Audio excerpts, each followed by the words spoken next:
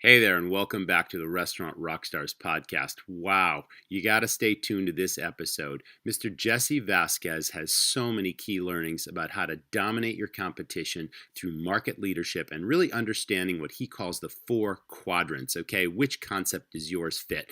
And near and dear to my heart is the concept of food cost versus true ultimate bottom line profit. There are so many operators making that mistake, and you're going to find out why we would rather sell a steak with a 40% food cost than a pasta with a 20% food cost. Okay, so hang on. Jesse has put in an episode prior several weeks ago, but I just had to bring him back because of all the key learnings he brought to the first episode, and you're going to find that to be true in this one as well. So stay tuned.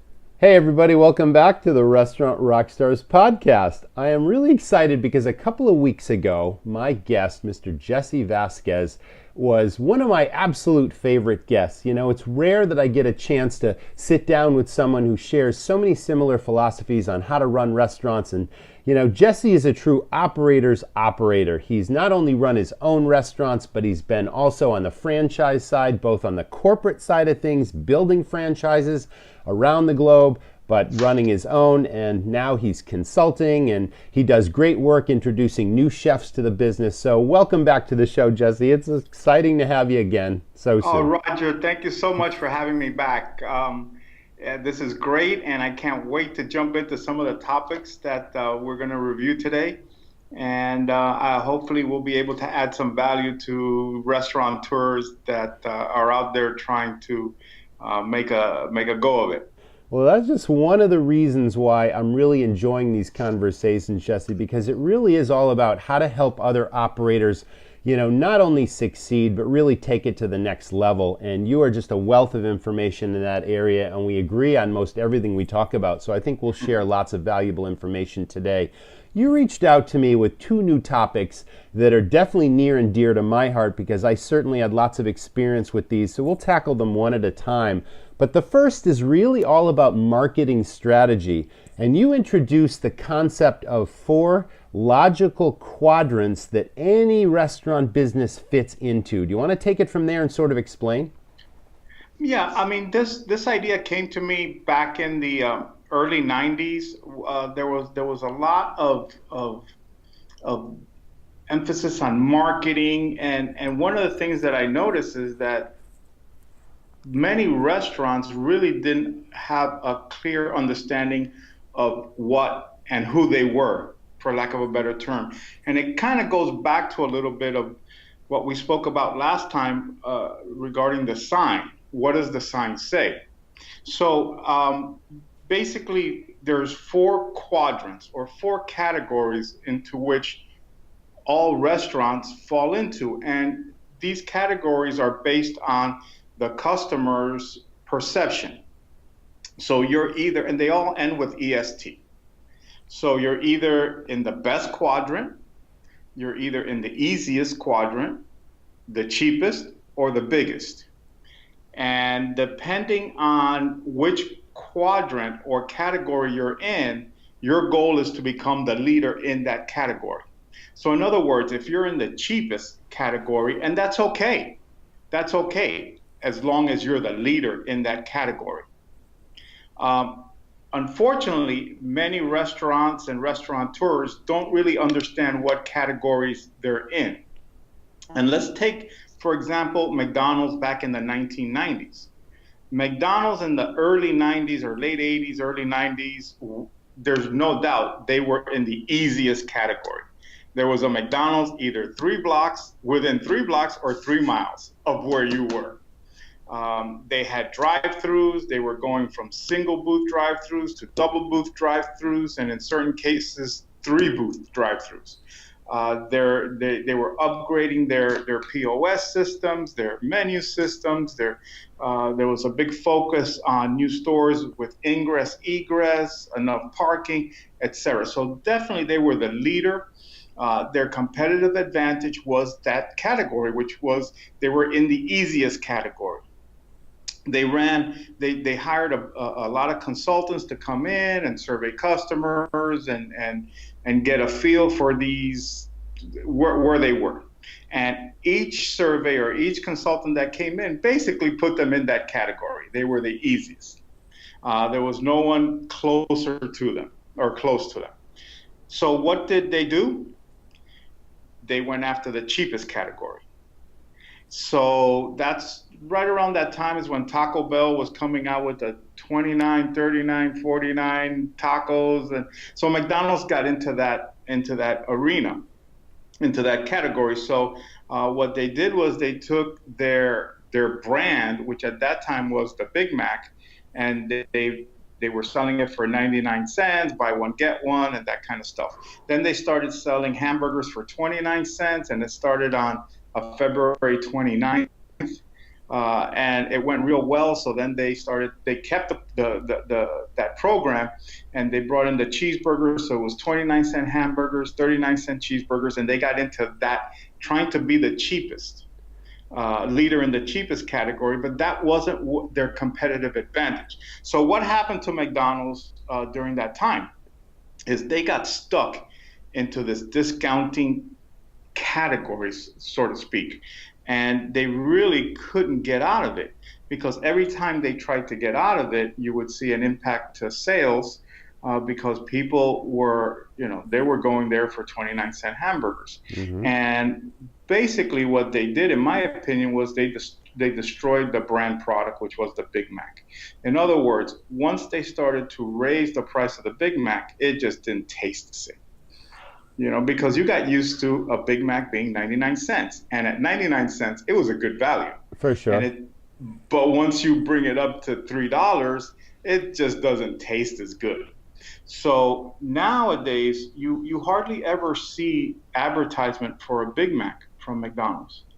And basically, I blame it on that era where they tried to be dominant in a category which they weren't the leader in. Well, let me ask you something. What's coming to mind here is they were already the leader in the easiest category, okay? And McDonald's being the largest franchise company in the world, bar none, with the biggest name recognition of just about any brand anywhere. So they're doing a certain amount of business at the price point that's making them a solid profit. And what I think I heard you say is they suddenly tried to go into the cheapest category in addition to already being the leader in the easiest category. And now their profits are suffering. They've discounted and cheapened the product. And now no one feels like there's a value paying what full price should be or used to be. Is all of that correct? Yes. I mean, there's a little bit more to it than that, because, from a corporate perspective, it's all about sales, because that's how they make their money, based on royalties from the franchisees. Okay. So they, at that time, I don't believe they were concerned with the franchisees' profitability. They were only concerned with the franchisees' sales. So it's very difficult to survive on 29-cent hamburgers and 39-cent cheeseburgers. Exactly right. I mean, yeah. So you had a lot of discontent among the franchisees, and it was just a real bad time for McDonald's. The stock dropped.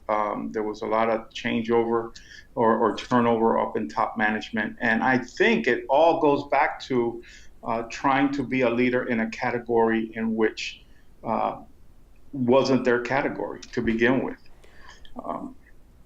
It's funny, while we're on the topic, I had a big discussion last Saturday with a group of friends, and we were talking about donuts and who's the leader in the donut category. Well, here in Miami, when you think of best donut, you think of the salty donut. Okay. And the salty donut is maybe 400 square foot little donut shop over in Wynwood, which is not the best area of town. And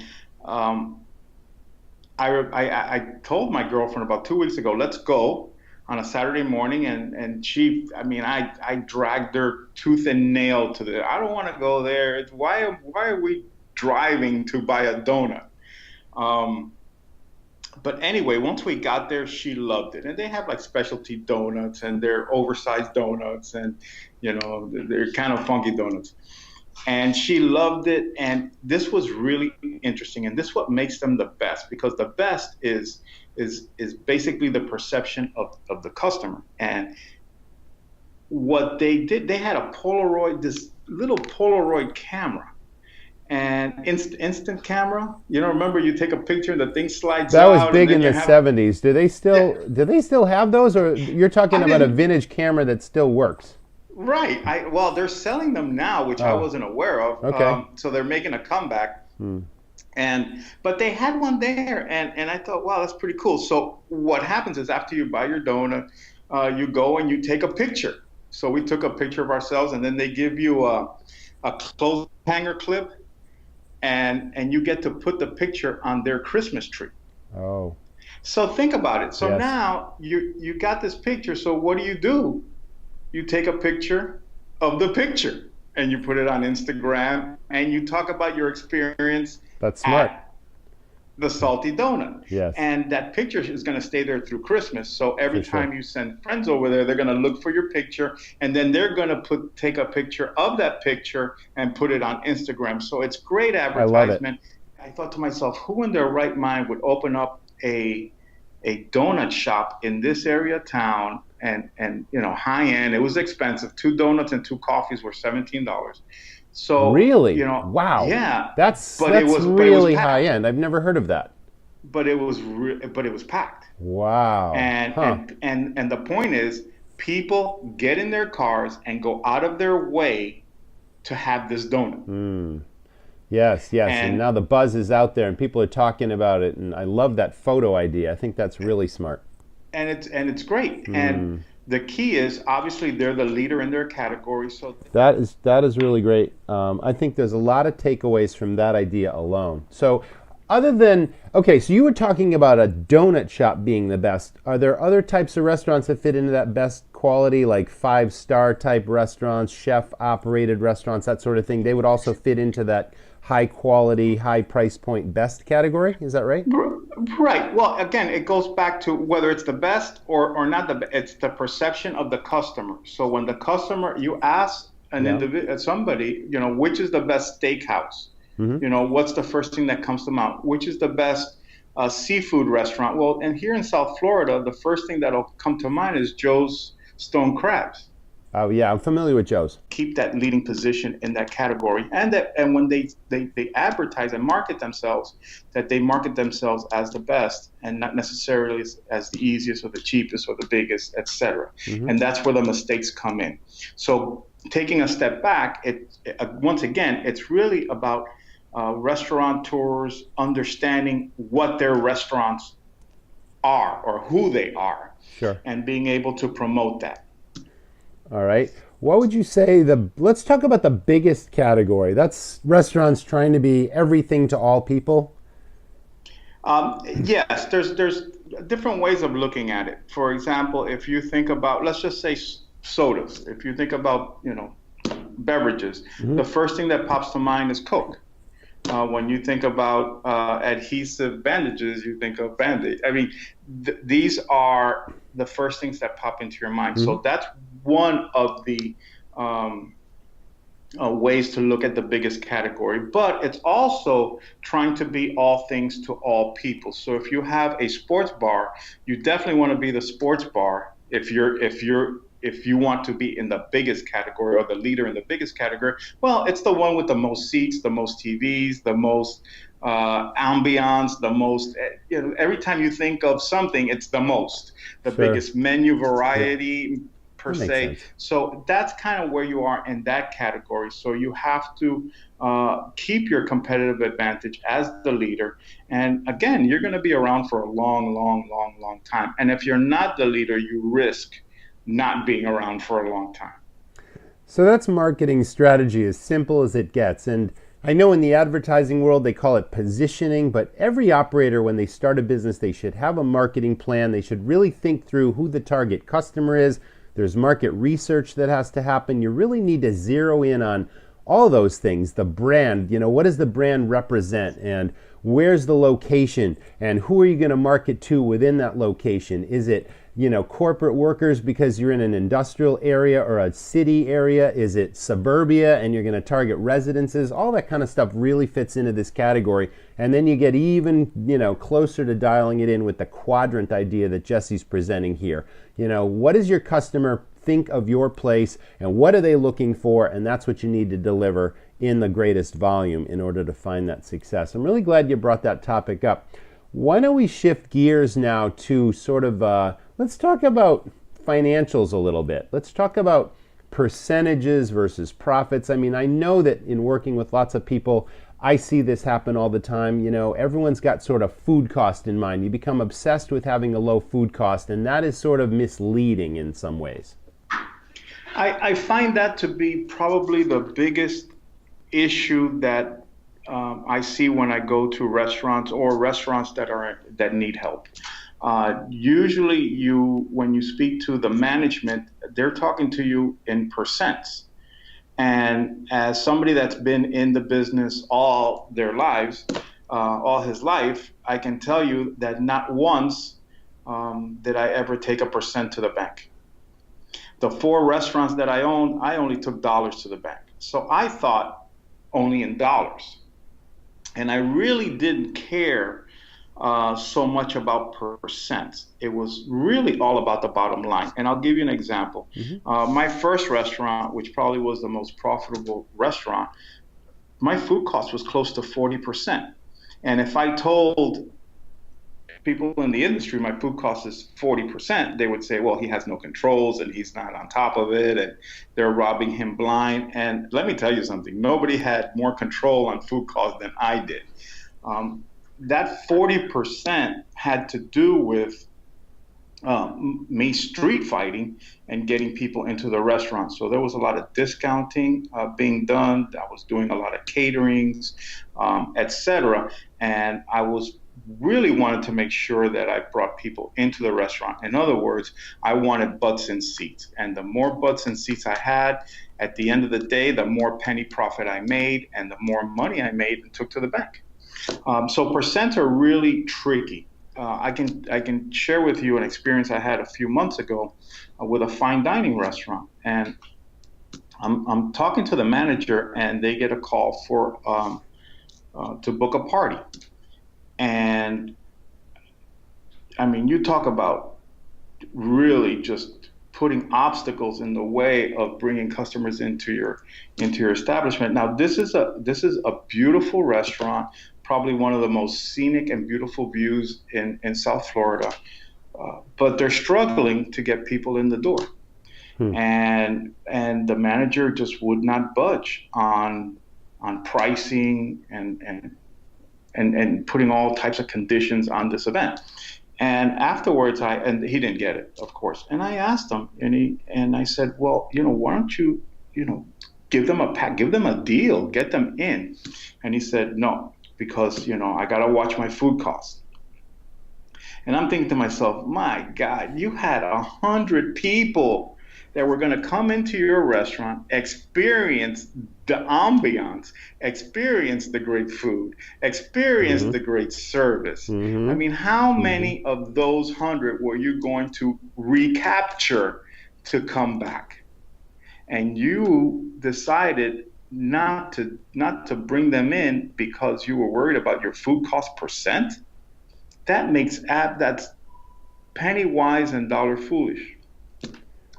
So operators out there really need to take a look at percents versus dollars. Now, let's go back to my earlier days. When I worked for corporations, it was all about percents. And why? Because as an owner, as a manager, as a corporate director, or you get what you inspect, not what you expect. And if you're inspecting percents, then you're going to get percents at the cost of actual profits in dollars. If you're an owner, your complete focus should be on dollars and how to increase dollars going to the bank, because cash flow is king. It certainly is. And any other perspective, you're not going to be around for very much, or you're going to be calling us to come in and help you and explain this concept to you. But very important that you really look at at dollars versus percents. And while we're on the topic of food costs, very few managers really understand food costs. Now, everybody knows how to calculate their food costs, and everybody knows how to give you the percent, but they don't understand what that percent means. And you'll go and talk to managers and operators, and they'll tell, oh, my food cost is 20% and we're doing great. Whoa, time.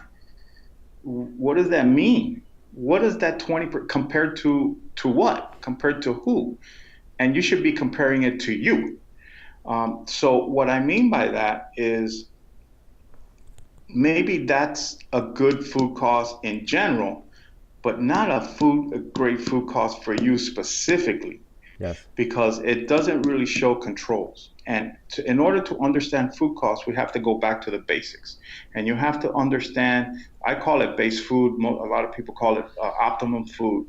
And that's very simple. You take your product mix times your selling price and times your purchase price. And so there's your base food. And then to that, you add, complete waste, raw waste, your stat, your employee meal, and now that should give you that's the breakdown of your food cost. So now, based on that, what should your food cost really be? And that's a measure of controls. And you would definitely have targets for all those individual items, such as complete waste, raw waste, your stat, etc. But it's all based on your optimum food cost. I'm totally in agreement. That's really, yeah. The controls is key. Okay, so a lot of people, I think we're hopefully shifting mindsets because, as you said it, you take profit to the bank, not a percentage. And, the mindset of having a low food cost percentage is really misleading, but to have a solid food cost, it's all about controls and efficiency so that you minimize your waste and your spoilage and your theft and all those things. But it's perfectly fine to have a 40% food cost if the profit dollars are greater than selling items that have maybe a lower food cost but less profit. That's what I'm hearing from you. That's what was my experience when I ran restaurants. Yeah, well, a 40% food cost is if your base food is, 36, then your controls are 4%. And is that 4%? Are you doing a good job with that 4%? As far as controls, as far as your optimum food, that's dependent on your pricing structure. So, what are you pricing your menu items at? And if you're doing outside events, obviously you're going to be doing a lot of discounting. Sure. So it's going to affect your optimum food. Yes, so that's going to go up, but your controls should not. So your condiment percent, your stat, your waste, your raw and complete waste, those you should have a control over. And that's how I used to rate my managers. You have a manager at the end of the year and you're looking at a $10, $15, $20,000 bonus. And well, my food cost was, 25. Oh, and the other managers was 28. So, who gets the bonus? Well, wait a minute. Let's take a look now, because maybe that 25 was really not the best job. Maybe the manager that had the 28% food cost actually did a better job of controlling his food costs. He was just in a different area of the city, and the product mix was different. So maybe he was selling, lower cost items, etc. Maybe they were doing, building sales by giving, more discounts. You really got to look into it, and you can't just live by percents. And you have to be very careful also with P&Ls. And, I have operators that come to me, well, it says I'm making money. Well, you got to be careful with P&Ls. You're really looking at cash flow and cash going into the bank. For sure. That's the target. We may have touched on this briefly in our first episode a couple of weeks ago, and I think I mentioned to you that, I work with lots of restaurants when I consult, and one of the very first things that I like to dig deep into, you mentioned, is the product mix report, of course, which shows the volume of sales for every single thing on that menu. And if they have costed out the menu, I really love to do that exercise to see, okay, in each category, the appetizers or the entrees, which items are the most profitable, and what is that percentage or that profit spread in difference of dollars that actually go to the bank every time you sell this appetizer versus that one, or this entree versus that one. And I am so often, no, I won't say I'm surprised anymore, because I see it so commonly that there is often a huge, several dollar difference in the appetizers and $7 to $12 difference in the entrees, because they're selling the lower profit items in greater volume than the higher profit. And they're paying their cooks just as much to do, to work just as hard, and they're not maximizing their profit from that menu by virtue of how it was designed in the first place, And I just kind of shake my head and I say, back to the drawing board, this has got to change if you want to stay in business. I agree 100% with you. I mean, I think that operators need to be more attuned. They have to look at the numbers, but then they have to go into the kitchen and see what's going on as well. And they have to look at customers and what they're buying and why are they buying it. Are the wait staff promoting the lower cost items or the lower margin items? I mean, what's really going on beyond the numbers? Sure. Because the numbers just tells you where to look. But then you have to go out and find out the real reasons why those numbers are popping up, as opposed to just sitting in an office and saying this number needs to change just because. So operators really need to get their hands dirty.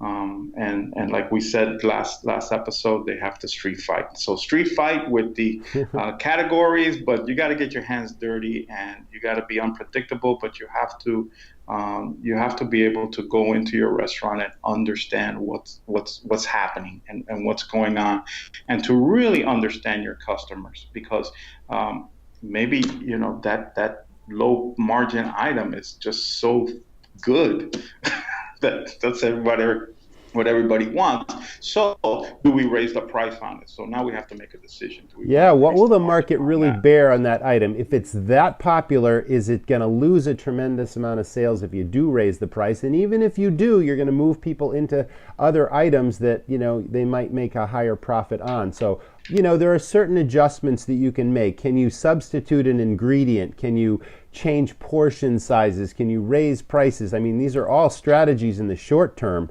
Can you sort of highlight things on the menu that say this is most popular, or highlight them or box them in or whatever, and you really, you can move people into the areas that you want to sell more of, and train your staff to make those recommendations as well. I mean, these are all ideas that you can implement before you actually redesign a menu for greater profit. But yeah, lots of operators aren't doing any of these things. No, and also, one other thing is you really look at your competition. Mm-hmm. And see how it fits into that whole scheme. So it's just a big strategy that you're using. But going back to how we started this conversation,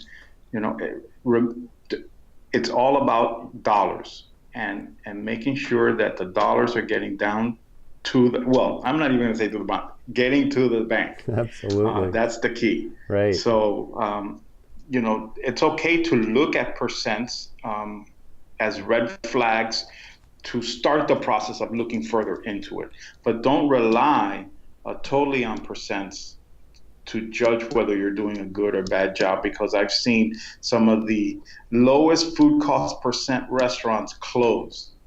And I've seen some of the highest percentage food cost restaurants been around for 15, 20 years. For sure. That's great advice. Let me switch gears really quickly, because I'm totally on your page about the food cost percentage versus the profits. Okay, that is so clear to me, and I hope we made that clear to the audience. But let's talk about the labor side of things. Here you want to get a lower labor cost just based on being efficient with your scheduling, making sure that you're diligent, that when the place slows down, you're letting people go, and that you maybe you have a rotation where the kitchen line, which is your most expensive labor, they're not all there after hours cleaning the kitchen. Maybe 2 people stay, and then the next day they can go home early and another 2 people stay and clean. It's all about figuring things out and dialing in your schedule to find what I call your sweet spot. And that's where your sales in a typical week, are strong, and that you've got a really efficient labor against those sales week after week. And it's not all over the map where one week you got a 28% labor cost and the next week it's at 35, and you're just not monitoring those details that give you the efficiencies. I've always found that to be true. Well, just like food costs, your labor costs, you manage your labor costs. Definitely. You don't cut your labor costs. Managing is the key word.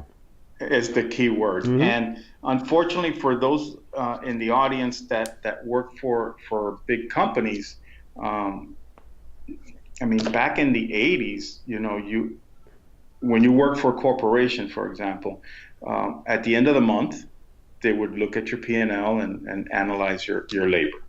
And then as the POS systems became more sophisticated, it was almost weekly, and then daily, and now it's every 15 minutes. So if you're working for fast food or fast casual, there's somebody somewhere looking at your labor every 15 minutes. And I'm sure many of those audience members will relate to the fact that they're about to get a phone call from some regional supervisor telling them to send people home.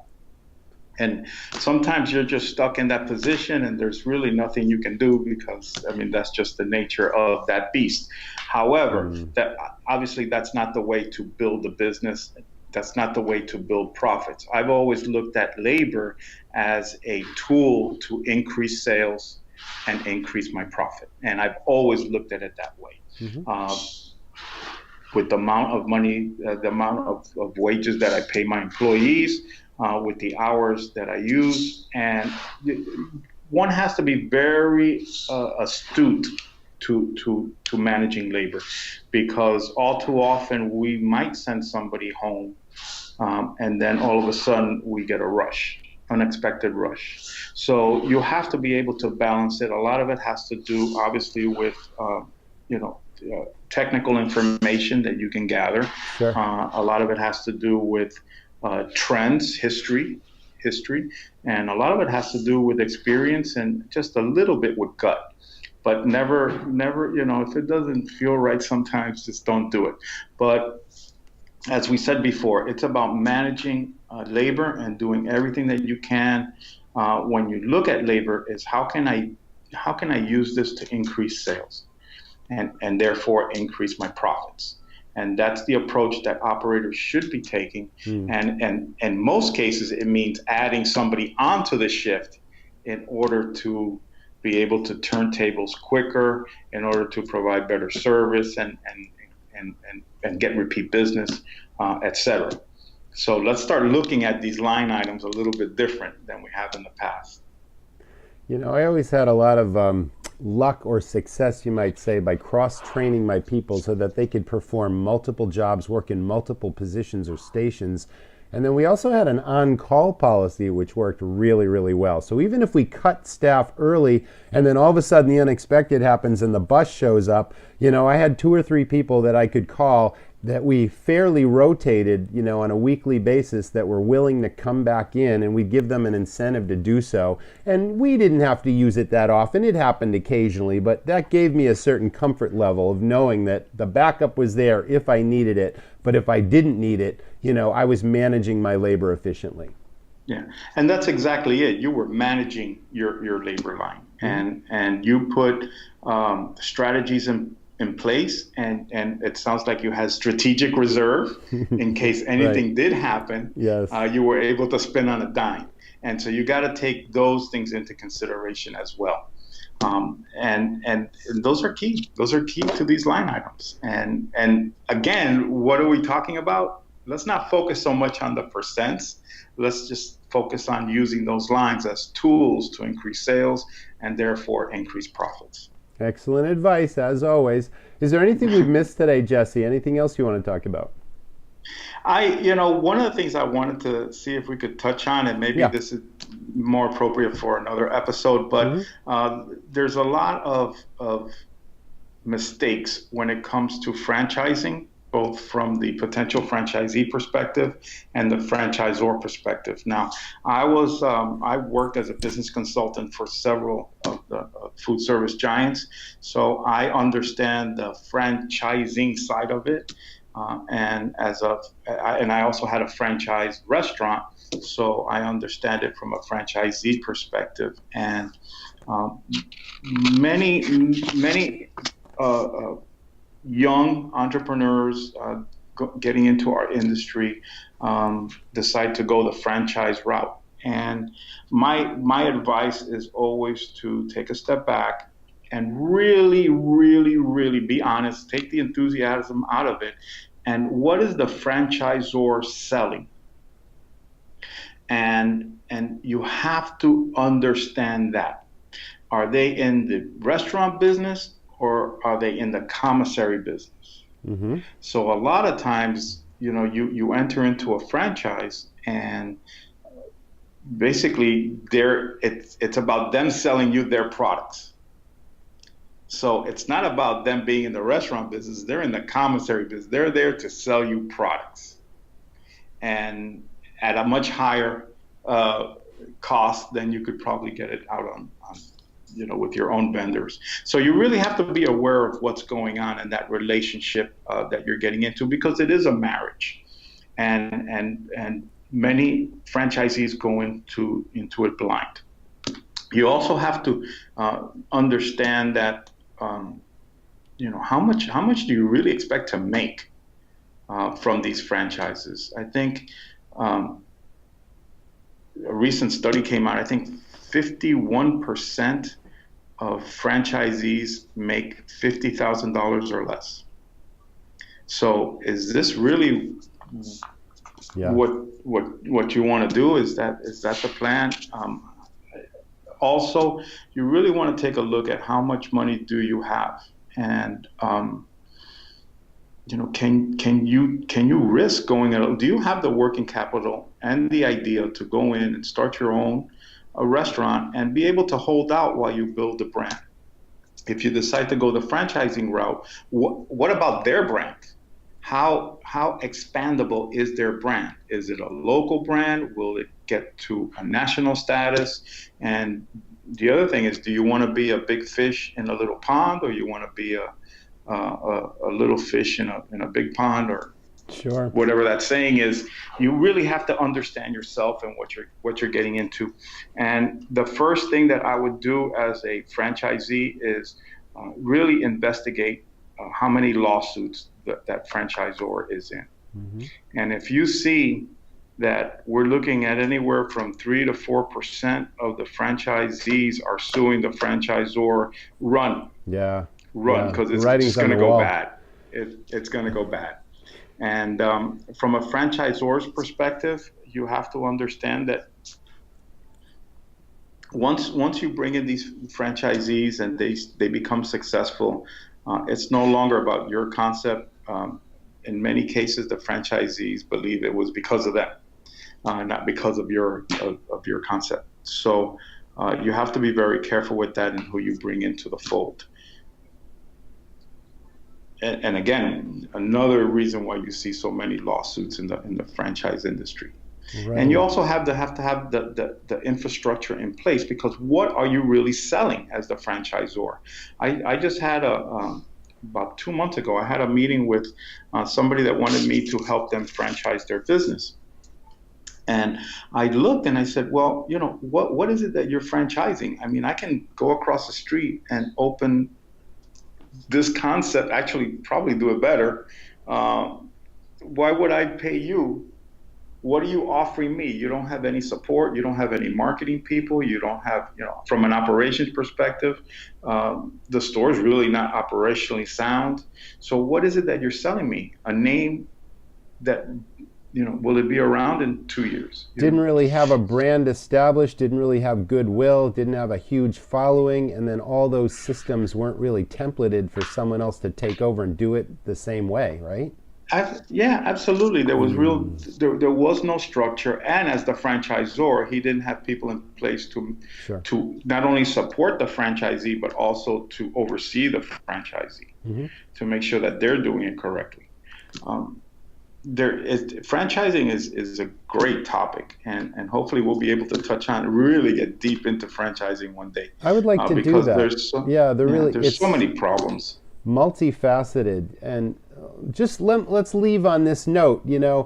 It may be, and I hate to use the word easy because nothing about the restaurant business is easy, but the whole point of a franchise is getting an established brand that gives you all the support, the name recognition, the instant business as soon as you open the doors, and there's a tremendous amount that goes into opening that store, but it's not like you're starting from scratch and you got to do everything yourself. So that's what's appealing about a franchise. But then when somebody's got the door open, then suddenly they start to think, oh, maybe I could do this better, and I got my own ideas, and I want to add this to the menu. And there are lots of restrictions with most franchises where you got to stick to that formula, and you really can't put your own stamp on it. You represent that brand, and it's not your own brand, So I've seen that happen quite a bit too.